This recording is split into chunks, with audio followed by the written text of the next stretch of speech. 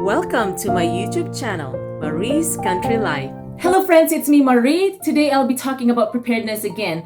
Some of my friends and in fact my family, they were asking about what I have done for emergency packing or long-term emergency packing, because I know I have mentioned to them that it is important more than ever before, because there's been a lot of calamities and catastrophes and accidents that have been happening recently that are just out of our control. Tornadoes, hurricanes, blizzards, and on and on.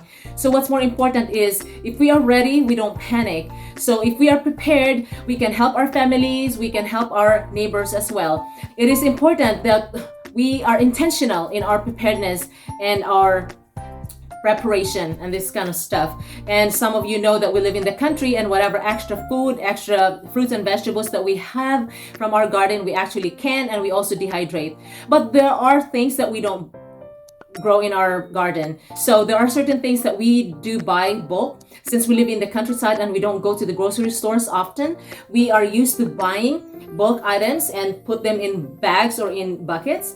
And so that's what we're doing. And I'm sharing this idea for my families and friends that are also asking for some tips, because I know this can be very useful and helpful for them and for later use. And we are blessed because our families here are supportive as well. And we have friends that are actually doing the same thing. We actually attended a class, a preparedness class, prepping class. The person that we've attended the class, he's also running a business. He has a store and he's also doing some training and coaching on what to do for prepping, preparedness. He has a store. It's called the P5 Preparedness, if you can search that name.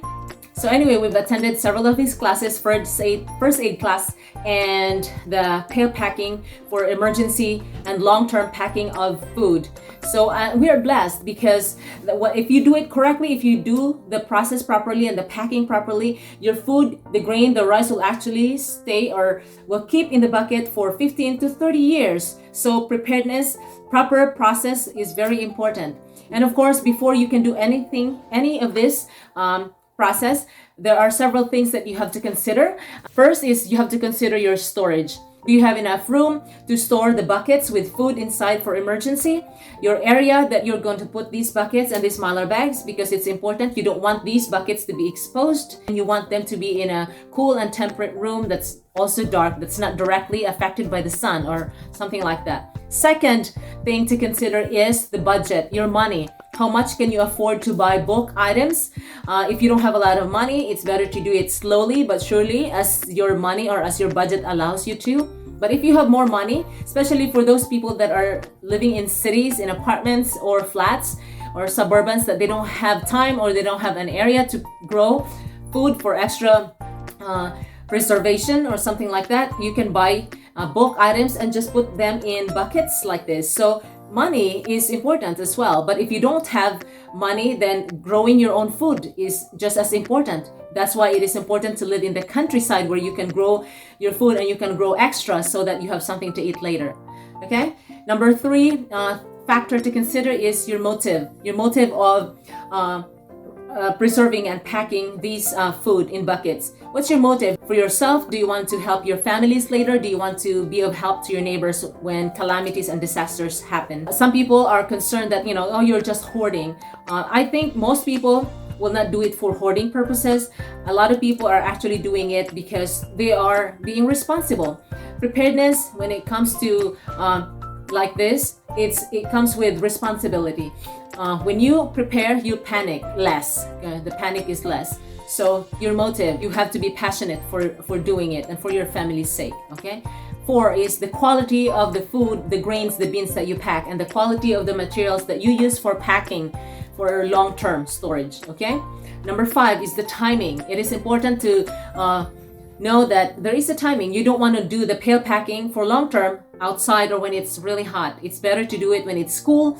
If you are living in a place where there is a 4 seasons, it's better to do this pail packing in winter or fall or something like that. But if you don't have that environment, you can just do it inside the house where it's cool. If you have an air-conditioned room, it's better. Okay. So the timing, the sixth but not the least, is the safety of your food. You want to pail pack for long term food that are of good quality because you want to keep them as fresh as possible. however long it keeps in the buckets. Okay, because if it's done correctly, the grains, the beans, the legumes that you pail pack will actually keep in these buckets for 15 to 30 years. Okay, do you hear that? 15 to 30 years. Okay, depending also on how long you want to live in this world. But anyway, it's for your kids. If you don't end up eating what you pack, it's for your kids. Anyway, the most important thing is that you prepare, you thought about your family, and then you can pass them on to them if you end up living only 5 years. Anyway, without further talking, I will be sharing with you. I hope that this will be a blessing to you. I am not a professional, but I am sharing with you what I learned based on experience and based on what our professional friend has taught us. Okay, you can share this tip with your family and with your families and friends that you know that could make use of this tip as well. So for pail packing, you would need 5-gallon white food grade buckets and lid covers with gasket, 5-gallon size 8 ml mylar bag, and 2000 cc oxygen absorbers. You'd also need a 1.5 or 1 3/4 inch flat hair iron, a metal yardstick, and a wooden mallet or a hammer for closing the buckets. For long-term storage, only pail pack white rice. Only use non-enriched white rice. Put white rice in 1-gallon freezer Ziploc bags. Freeze for 72 hours. Again, freeze for 72 hours. Thaw for 24 hours and wipe off moisture outside of each bag carefully.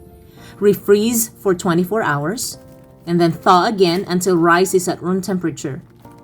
Wipe off bags again. Make sure no moisture gets in the bag that would cause moldy rice. This freezing and thawing process must be done to kill any bugs and larvae that are in the rice. After this process, pour rice into buckets for pail packing. And before you put anything in the buckets, make sure you have the names of the items taped on the bucket so you know what goes inside to avoid confusion.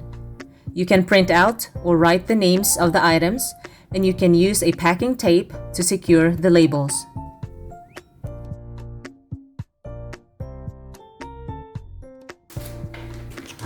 And after putting the name, put the mylar bag inside.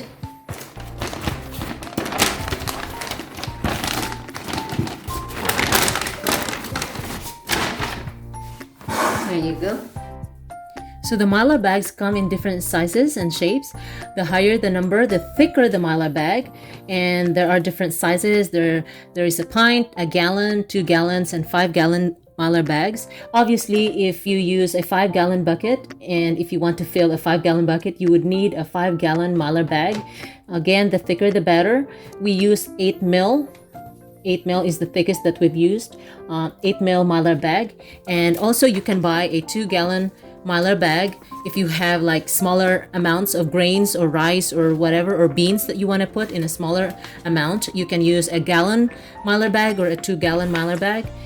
For this brand, it's in, the bottom is the one that has that opening. So this one here, you fill it upside down because the top part, it has the Ziploc already and it's already sealed for you. So for a 5-gallon bucket, if you want 2 different grains inside, you can actually fill a 5-gallon bucket with 2-gallon mylar bags with grains or whatever you put inside, as long as they're not squished or as long as they're not too packed that they could cause holes on the mylar bag. It should be fine as long as they fit.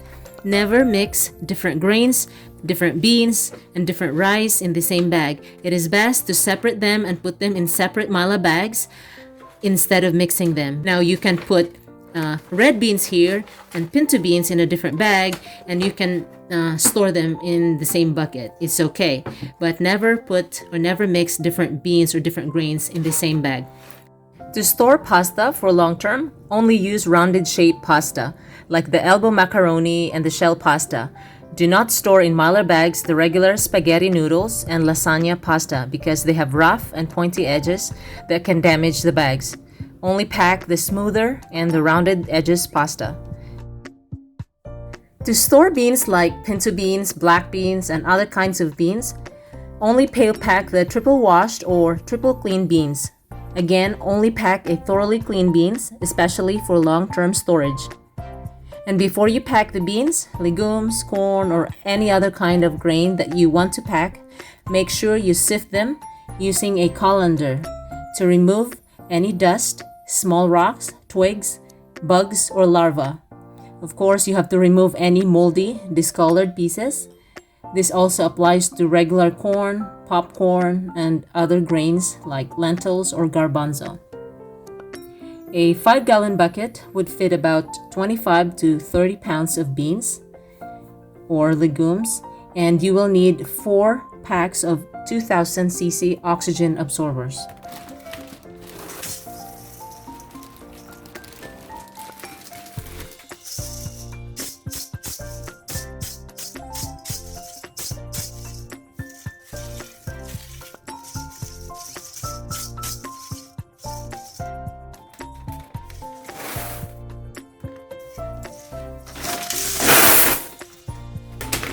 So when you fill the bags, make sure that the beans, the legumes, or the rice, whatever you put inside, that you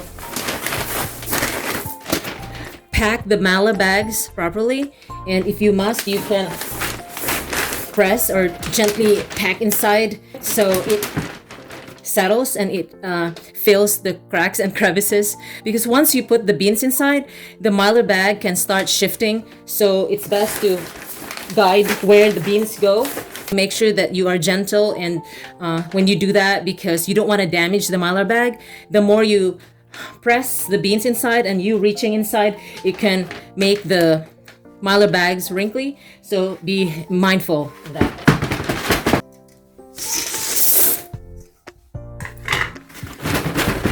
Okay, for the last time, shake the bucket to make sure that all the beans or whatever you put inside the bucket settles. And you want the mylar bag to be full, but not too full that you can't close or seal the mylar bag properly.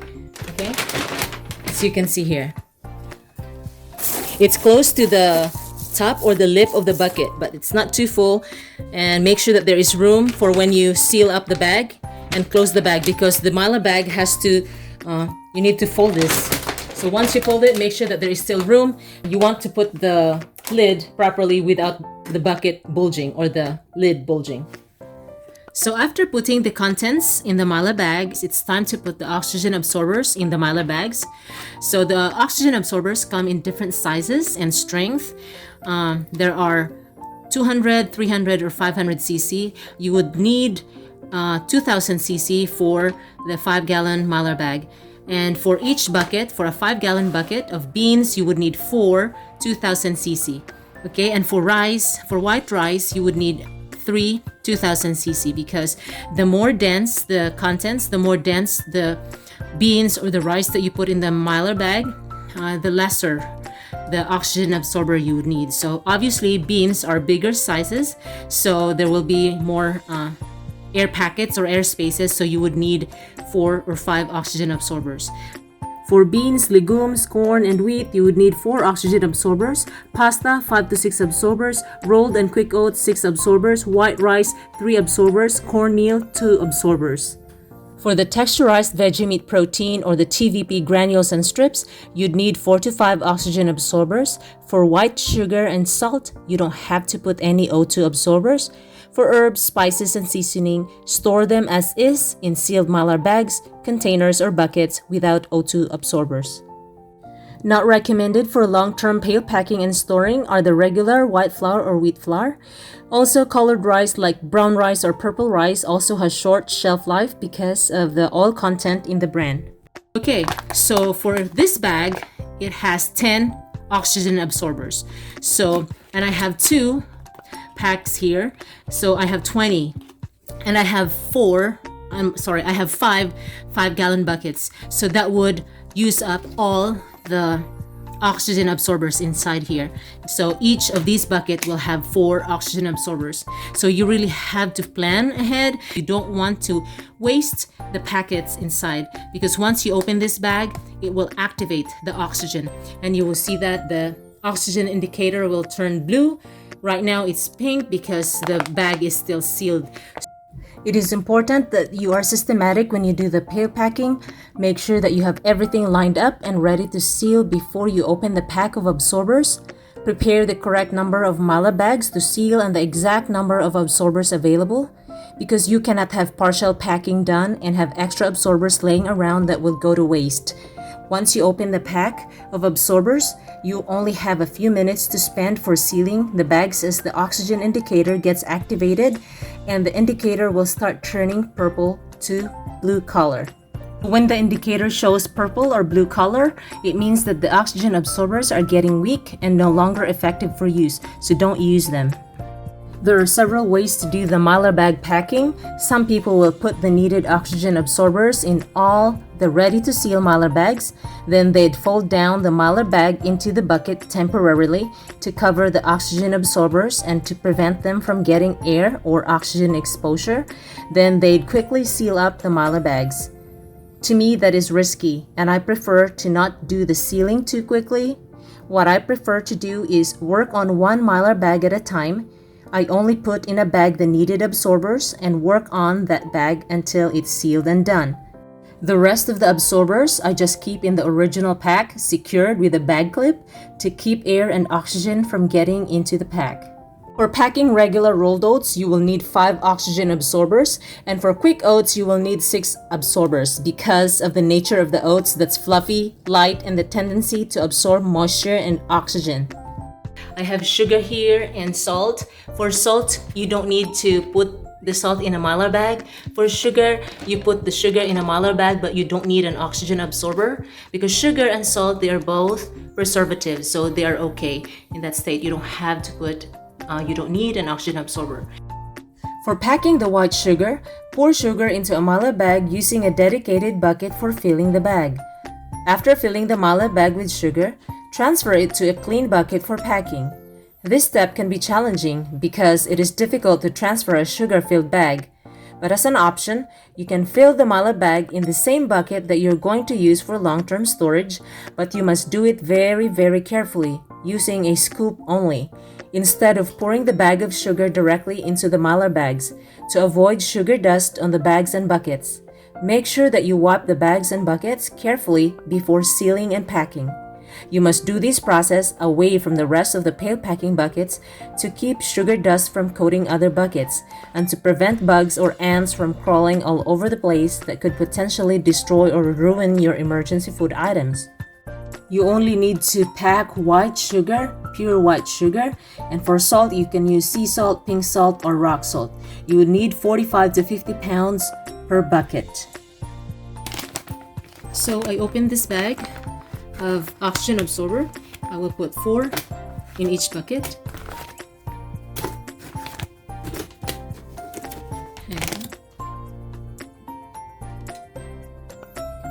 And what I'm going to do is just close this and put a bag clip while I'm working on sealing this up. Make sure that you air out as much as you can. Using the hair iron, I had it set at 390. You can also set it to 400 if you want. It's of course hotter than 390. And with the use of this aluminum yardstick, of course you have to be gentle because you don't want to damage the bag. Then use the hair iron and you count 10 seconds. 3, 4, 5, 6, 7, 8, 9, 10. And then you just work your way all the way to the end of the stick. There you go. And make sure that you keep pressing. You cannot remove everything, but at least most air that's trapped inside. And the reason for using a metal yardstick is for double sealing. The yardstick transfers the heat on both sides, and double heating makes the seal stronger.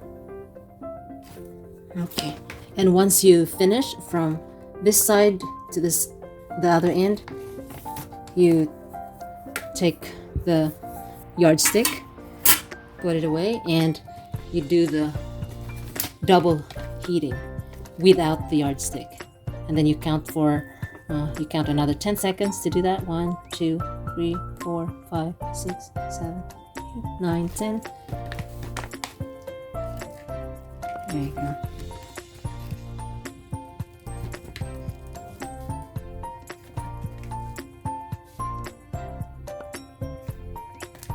Okay, the first bucket is done. It's sealed up. You cannot open it, and you'll have to wait. Tomorrow, after 12 hours, you will notice that there's no air. Everything is absorbed. All the oxygen's been absorbed, and you will notice the packaging. And I still have 4 oxygen absorbers left, and I have 2 2-gallon bags with beans inside. So for the 2-gallon mylar bags of beans, obviously it's not full. It's probably about 3/4 of the mylar bag. I'm going to put 2 2000 cc of oxygen absorbers. 2 2000 cc. And again, whatever is left here, I'm going to put a clip like that while I'm working on this bag. As you see here. And close it. Make sure that you remove all the oxygen, all the air that's inside the bag.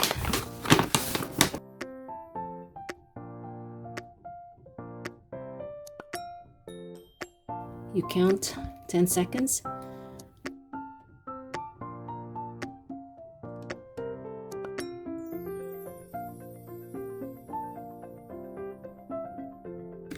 And you have to redo it. Some preppers use a clothes iron to seal the mylar bags. It is doable, but you must also do it carefully and properly. I think a flat iron works best. Okay.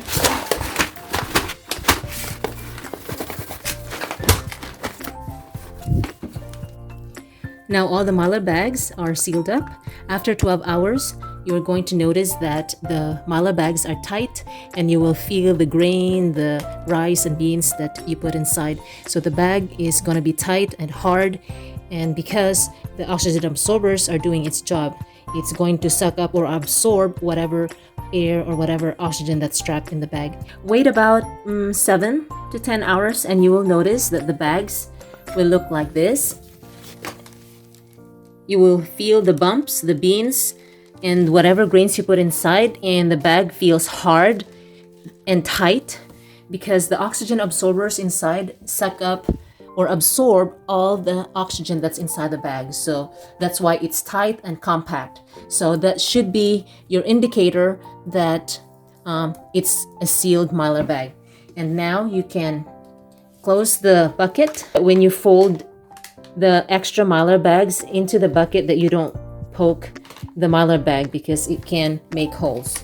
So you have to be very gentle when you fold this in. Close the buckets using a mallet or a wooden mallet. For these bags, you don't have to put them in a 5-gallon bucket because I have these 2 extras. These are 2 gallons. So they may or may not fit in a 5-gallon bucket. We shall see. But meanwhile, these beans that are packed here, oxygen packed, will last more than 5 years. I also want to say that when you fill the mylar bags, make sure that you leave at least 1-inch headspace so that after it's sealed, when you close the mylar bags, you still have enough space and it's not going to be cramped and squished inside, so that you will be able to put the lids on top without bulging the top part of the bucket lids. If you have it really full, then you won't be able to seal or close the lids properly. If it's really bulged, you won't be able to put heavy bucket on top.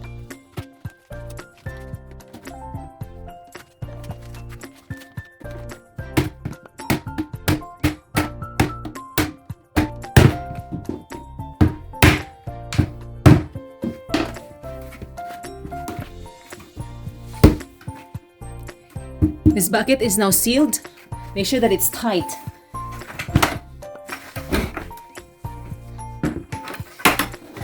And I recommend to put a cardboard under the bucket when you hammer the lid down because you don't want to destroy your floor.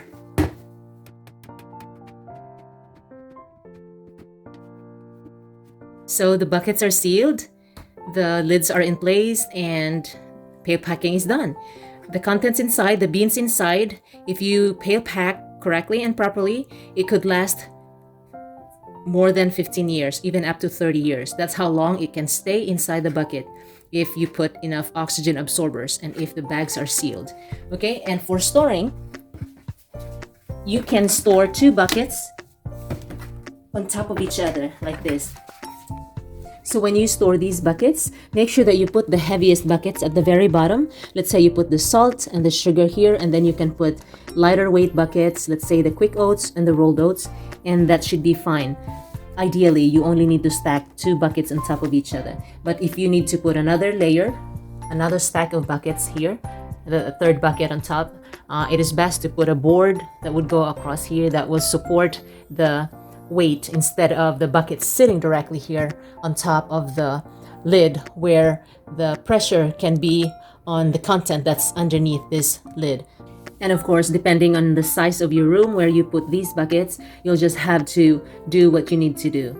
And a few more important things to remember for when you store your emergency food, that make sure that you put these buckets in a clean room. Make sure that there are no grain of salt or sugar on the floor, no beans, rice pieces, and nuts, because you don't want ants to be crawling on the floor and everywhere, and you don't want cockroaches and mice because they will and they can destroy the food and the buckets, and they will get to your food. And if you just have loose packed of food in mylar bags and you don't want them in 5-gallon buckets, you can put these in a sturdy plastic container, and that should be good. You don't want them to be just bare and laying in a room because mice and cockroaches can still destroy the mylar bag, and it will destroy the seal and it will destroy your food. And one more thing to remember is that for when you store these food buckets, that the room has to be in a stable temperature. You don't want this fluctuation of cold, hot, because it can affect the shelf life of the food inside.